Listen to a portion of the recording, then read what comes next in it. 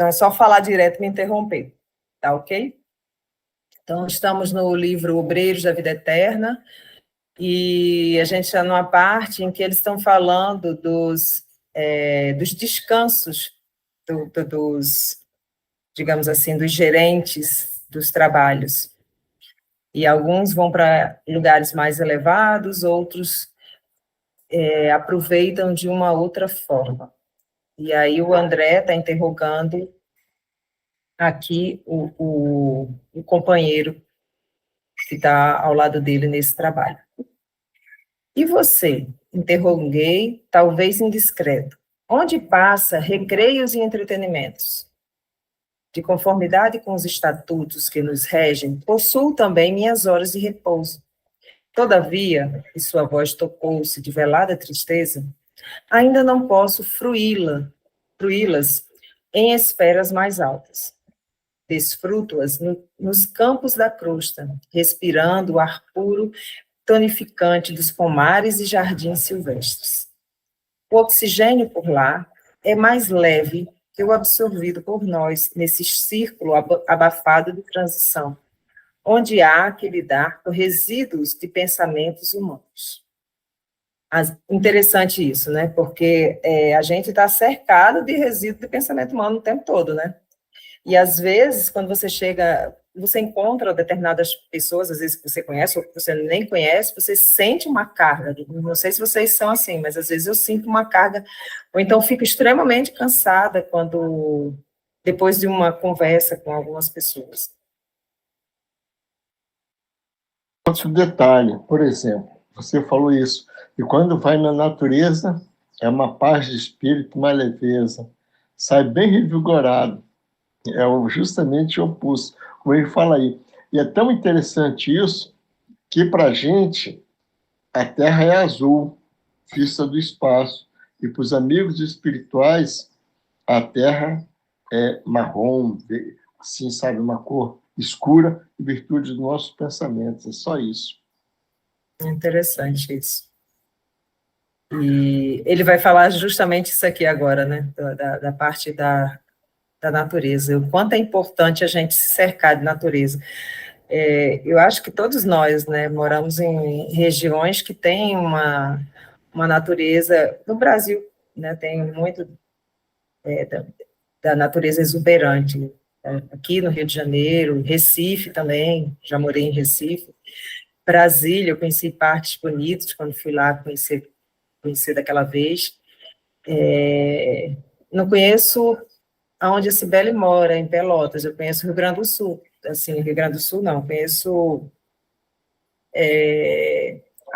fugiu, Gramado, algumas outras cidades, mas que são muito bonitas e muito ricas de natureza.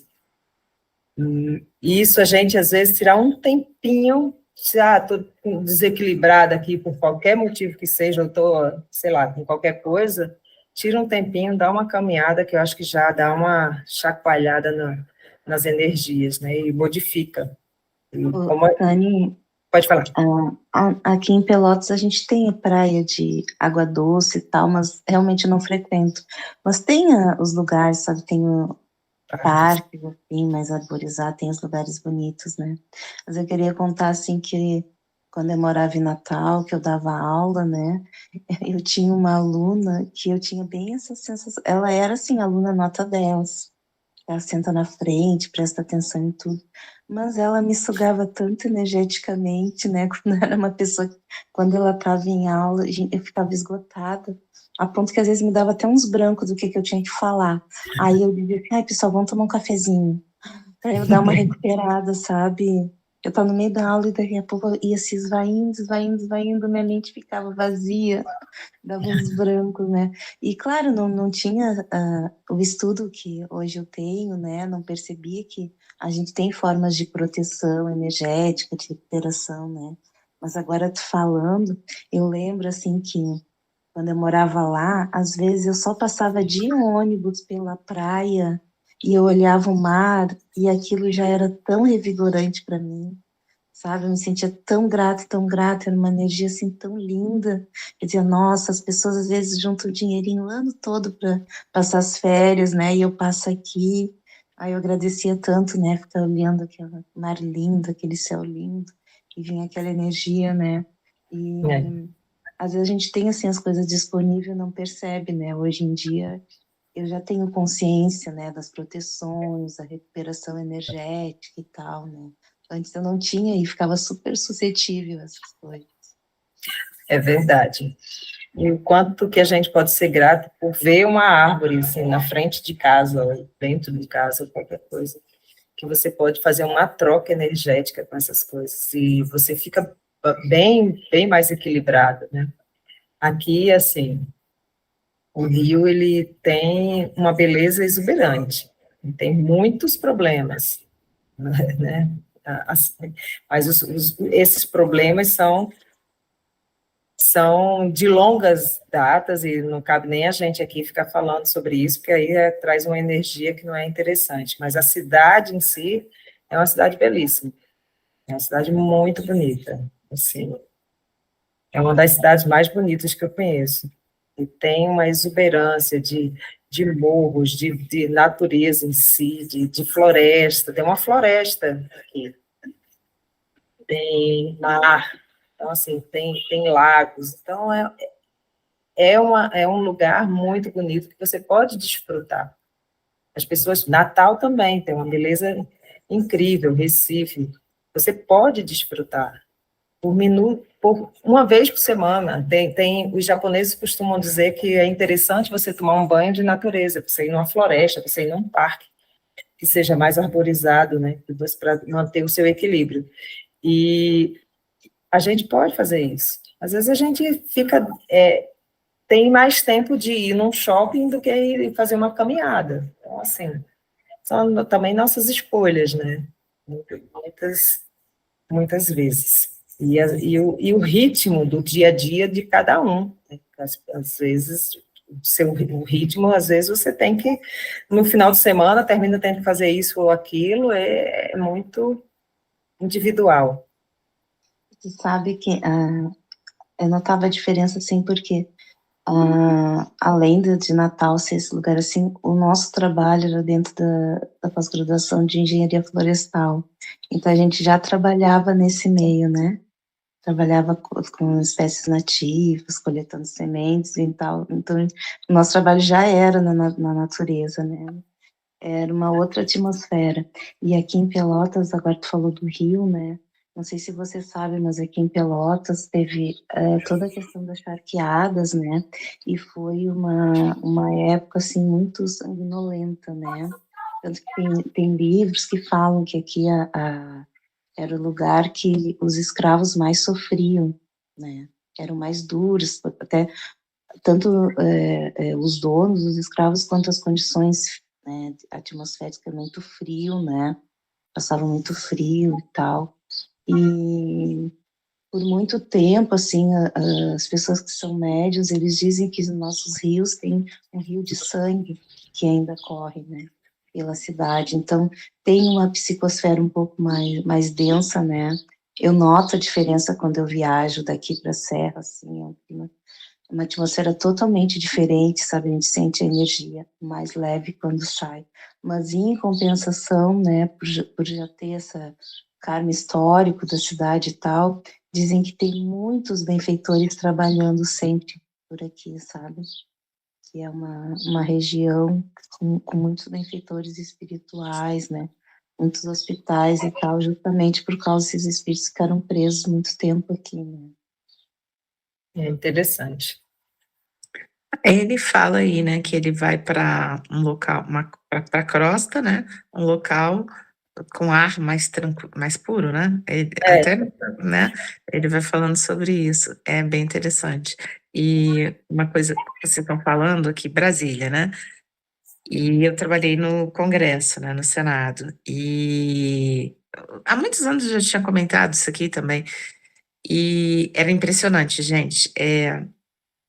A carga que as pessoas mandam para o Congresso, o Brasil todo, né, os brasileiros mandam para o Congresso, é tão pesada, porque as pessoas ficam com raiva, as pessoas, né, fazem críticas e aquela coisa toda, e como essa questão do mandar esse pensamento é forte. Que era interessante, eu saía do Senado para vir para casa. Eu tinha um determinado quantidade de quilômetros que eu começava a sentir as minhas costas, assim, é como se energia fosse ficando para trás. Era uma sensação tão engraçada, porque eu dirigindo, eu sentia como se uma parte, igual o desenho animado dessas coisas, uma parte da energia fosse ficando para trás, e eu fosse saindo daquele. Vamos lá, se fosse de um túnel, sei lá o quê, e aí você vai saindo e você vai deixando a energia para trás. Como era, e quando você vai entrando também, porque, é tipo assim um círculo, né? Eu acho que tem um diâmetro lá, que essas energias vão chegando e vão ficando mais próximas. E isso tudo da mente humana. Eu sentia isso de uma forma muito grande, gente, de como que a energia ficava pesada ali, e principalmente quando tinha esses debates nacionais muito fortes, quando todo mundo se movimenta e começa como é forte, por isso que o pensamento é um negócio realmente bem, é, essa energia que a gente manda, né, é bem sério. Interessante isso que você está falando. Você foi falando, eu fui vendo a imagem, né, de você andando e a energia mais densa ficando assim para trás. Realmente é muito interessante. E ali é um lugar que recebe muita carga, com certeza. A carga energética ali não é positiva. Não era, gente, e é interessante que nesse período que eu trabalhei lá, eu trabalhei em vários locais e tudo, mas teve um período que eu trabalhava do lado da presidência, do lado onde Nossa, acontecia tudo, tudo. tudo. Assim, você já saía direto para o plenário, dava de cara com a Dilma, sabe essas coisas assim? Era um período mais assim, bem, e a gente trabalhava dentro e era uma sala pequena, mas juntou um grupo, que o grupo era todo mais assim, não era da mesma religião, mas todo mundo muito espiritualizado. Então a gente fazia oração, Ah, que bom. a gente fazia oração, a gente tinha debates espiritualistas, sabe? Assim, um era católico, outro era isso, mas todo um evangélico, mas todo mundo assim. Eu virava para assim, gente, que interessante que é isso, né? Às vezes o contraponto, às vezes a gente nem tem noção do papel da gente, que não era ali estar trabalhando, talvez era estar ali Era no fazendo equilíbrio. no equilíbrio, é o contraponto energético. Era tanta coisa ruim que a gente ficava ali, de alguma forma, tentando. Mas aí eu falei assim, como que é interessante isso de... Quando você tem essa percepção, não é que a gente... É uma percepção, não é... É diferente de Jair, que é mediunidade, não é? É você realmente essa coisa da energia. E a gente ria, e ali era leve. E aí acabava que muita gente ia lá para dentro da sala. Volta e meia a gente tinha visitantes, porque acho que ali ficava ali fazendo assim. Devia ser o ponto de equilíbrio. Vou ali respirar. Aí ia para lá. Eram as árvores do lugar. Mas era divertido no final. Aqui, vou continuar. De conformidade com os estatutos que nos regem, possuo também minhas horas de repouso. Todavia, sua voz tocou-se de velada tristeza, ainda não posso fruí-las em esferas mais altas. Desfruto-as nos campos da crosta, respirando o ar puro e tonificante dos pomares e jardins silvestres. O oxigênio por lá é mais leve que o absorvido por nós, nesse círculo abafado de transição, onde há que lidar com resíduos do pensamento. Eu já estou relendo, né? Resíduos do pensamento humano. As árvores e as águas, as flores e os frutos da natureza terrestre, indenes das emanações empestadas de multidões ignorantes e caprichosas, permanecem repletos de substâncias divinas para quantos de nós que começam a viver efetivamente o Espírito. As cidades humanas são imensos e benditos cadinhos de purificação da alma encarnada, onde se forja o progresso real da humanidade. Mas o campo simples e acolhedor é sempre a estação direta das bênçãos de Deus, garantindo as bases da manutenção coletiva. Não é estável, portanto, que aí recolhamos grandes colheitas de energia de paz restauradoras. Conhecia de sobra a propriedade de seus argumentos, rememorando experiências anteriores que me diziam respeito. Contudo, objetei com sinceridade. Lastimo, porém, que você não tenha podido visitar regiões mais elevadas. Descobriria continentes de radiosas surpresas, revigorando com eficiência o estímulo e a esperança. Prometem-me para breve semelhante júbilo, acrescentou resignadamente. Ouça, meu amigo, perguntei com afetuoso interesse. Qual a razão do adiamento? Poderia, por minha vez, interpor minha influência humilde no assunto? O companheiro o companheiro que se caracterizava por sadio otimismo, desde a primeira palavra, deixou transparecer inquietante emoção. Fisionomia transtornada, seus olhos móveis e brilhantes nevoaram-se de pranto, dificilmente contidos, e fixando-os, talvez, no quadro interior das próprias reminiscências, Gotuso explicou-se, com inflexão de amargura. Trago ainda a mente e o coração presos ao ninho doméstico, que perdi com o corpo carnal. Readaptei-me ao trabalho, e por isso venho sendo aproveitado, de algum modo, em atividades úteis. Entretanto, ainda não me habituei com a morte e sofro naturalmente os resultados dessa desarmonia. Encontro-me num curso adiantado de preparação interior, no qual progrido lentamente. Esforçando-se por assumir diante de mim atitude tranquilizadora, prosseguiu depois de ligeira pausa. Muito interessante, hein? Muito interessante.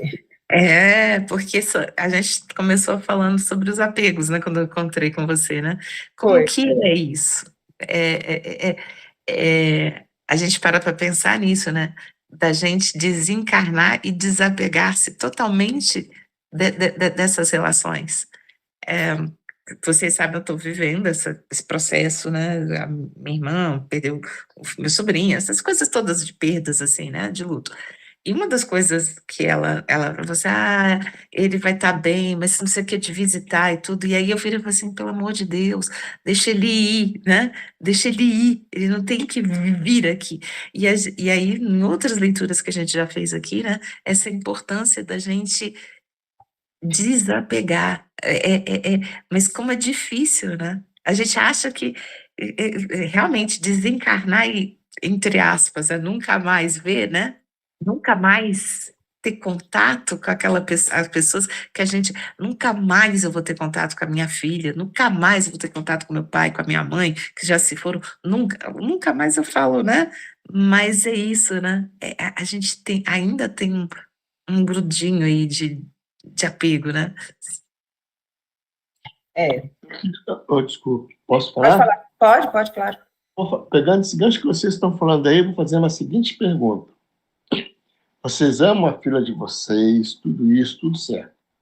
Agora, quando você for fazer uma viagem, por exemplo, como a Sene foi lá para a Europa, vocês ficam se ligados nos filhos? Você, por exemplo, Diva, vai e viaja para Portugal, você vai ficar ligada para os filhos?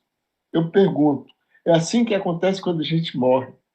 O mundo lá é tão maravilhoso, tão legal, que você, não é que você esqueça, mas esse sentimento fica muito reduzido. Isso aí, a pessoa que fica com esse Gatuso, acho que o nome dele é porque é muito apegado. Se você for uma pessoa, aquela coisa que o Silvio sempre bate na tecla, o termo do meio, se você ama seu filho, não de forma de mimar, de lamber a cria, como tinha um amigo meu que falava, amar a criança, o filho, tudo que você tem ao seu redor, de forma racional, de forma de coração, quando você está no plano espiritual, você vai sentir leve saudade, mas você não vai ter apego.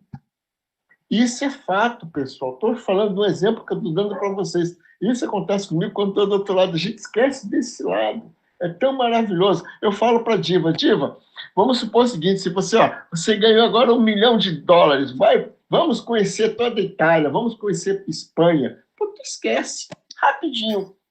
Entendeu? É assim mais ou menos que funciona a coisa, só isso.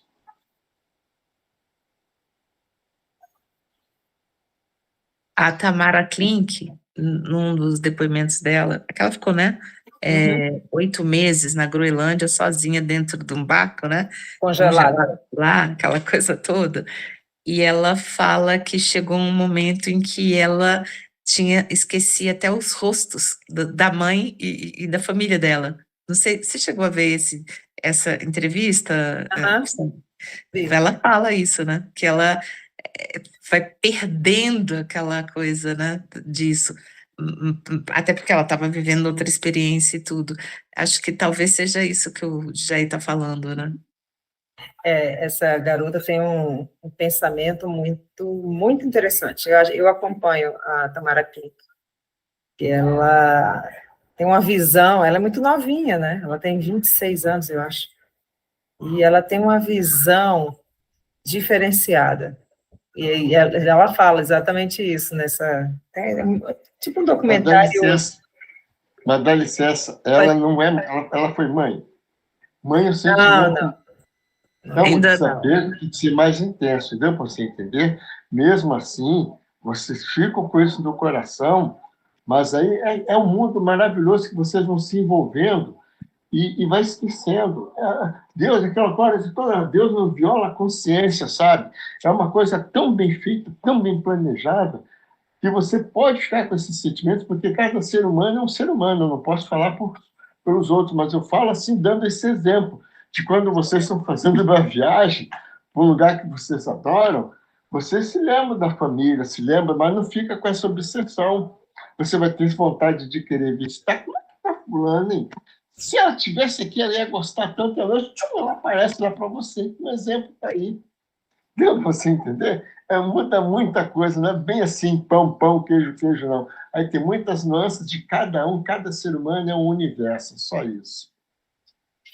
Sabe que eu assisti uma palestra esses dias do Crispim, César Crispim. Eu gosto muito do trabalho dele lá do Piauí. E aí ele estava comentando que a gente tem essa fala, né, de que quando a gente desencarna, a gente não leva nada daqui, né, e tal.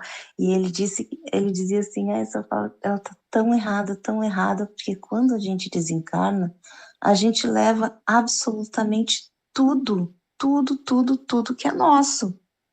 Tudo que é teu, tu leva. Se tu não leva, é porque nunca foi teu. E a gente precisa ter essa consciência enquanto a gente está aqui para poder viver melhor, né? Essa função do desapego das coisas. Porque o que a gente está cultivando, que a gente vai levar, que é o que é nosso, se tu não conseguir levar, é porque nunca foi teu. E a gente precisa entender isso, né? Para abrir a mente, né? Realmente viver isso no nosso dia a dia. O que a gente está cultivando como nosso é uma ilusão, não é nosso. Nem filho, nem pai, nem mãe, nem casa, nem carro, nem nada. É só Qual é o nome dele, hein? César Crispim, o trabalho dele é maravilhoso. Eles chamam Nova Terra, eles fundaram um centro espírita, acho que chama Joana de Ângeles. E na volta, a comunidade toda é uma integração, é a coisa mais linda. Então eles começaram a abrir escola, abrir clínica, tem até clínica para animais, sabe? Com o tempo, cada ano é uma coisa nova. Eles levaram saneamento básico para aquela região. É parecido com o que o Divaldo começou a fazer, né? Eles estão fazendo lá a coisa mais linda. Interessante. Muito interessante. Ver se dá para a gente ler mais um pedacinho. Retomando a mim mesmo, após longos anos de semiconsciência, voltaram-me a reflexão, o juízo e o equilíbrio. Oh, meu amigo, que saudades torturantes da minha casa feliz. Marília e os 2 filhos. Então, rapazes de curso ginasial. eram os únicos habitantes do meu pequeno paraíso doméstico. A medicina, exercida desde cedo, entre clientela abastada, conferia-me extensos recursos financeiros. Vivíamos plenamente despreocupados entre as paredes acolhedoras e quentes do nosso ninho. Nenhum dissabor, nem a mais leve nuvem. Surgiu-nos a primeira dor com a positivação da pneumonia que me separou da esfera física. A primeira nota de sofrimento, mobilizamos dinheiro e relações, me perdi, e relações afetivas inutilmente. Todas as circunstâncias favoráveis de ordem material quebraram-se frágeis perante a morte. Marília, porém, já deu a hora, mas eu vou só terminar aqui, tá? Marília, porém, prometeu-me fidelidade constante até o fim, selando o juramento com amargurosas e inesquecíveis lágrimas. Aproximava-me dos 50 anos, enquanto a querida esposa não ultrapassava os 36.